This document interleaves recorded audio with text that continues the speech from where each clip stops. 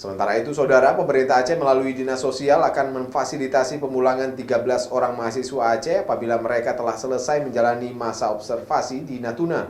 Terkait dengan teknis pemulangan tersebut, pemerintah Aceh akan berkoordinasi dengan Kementerian Luar Negeri dan Kementerian Kesehatan sesuai dengan standar operasional prosedur yang telah ditentukan oleh pemerintah.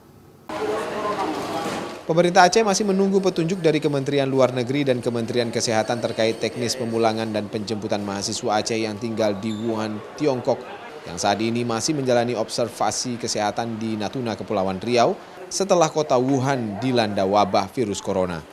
Seluruh mahasiswa Aceh tersebut bersama dengan mahasiswa dari provinsi lain menjalani masa observasi selama 14 hari di Natuna, sesuai dengan protokol WHO, mulai dari tanggal 2 Februari 2020 dan akan berakhir pada tanggal 16 Februari mendatang. Terkait dengan tujuan pemulangan tersebut, pemerintah Aceh mengaku siap untuk menjemput dan memulangkan mahasiswa Aceh tersebut. Menurut Kepala Dinas Sosial Aceh Al-Hudri, pemerintah akan terus memonitor perkembangan pemulangan setelah masa observasi berakhir.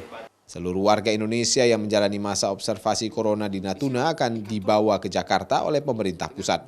Terkait dengan fasilitas memfasilitasi, tentu dalam hal ini kan masih di tangan Kementerian Kesehatan, berkemungkinan nanti diserahkan ke Menlu, Kemenlu serahkan ke Pemda. Tentu kita pemerintah, khusus pemerintah Aceh, ya terus memfasilitasi sampai ke alamat masing-masing. Insya Allah kita fasilitasi. Sementara itu, terkait dengan antisipasi bullying kepada mahasiswa ex-Wuhan tersebut, pemerintah meminta masyarakat untuk tidak melakukan hal itu. Karena apabila mereka dinyatakan sehat dan terbebas dari virus corona, mereka dapat bergaul dengan masyarakat seperti biasanya. Pemerintah juga terus melakukan edukasi kepada masyarakat melalui posko informasi mahasiswa Aceh, baik di Aceh maupun di kantor perhubungan pemerintah Aceh di Jakarta. Mustajab, Kompas TV, Banda Aceh.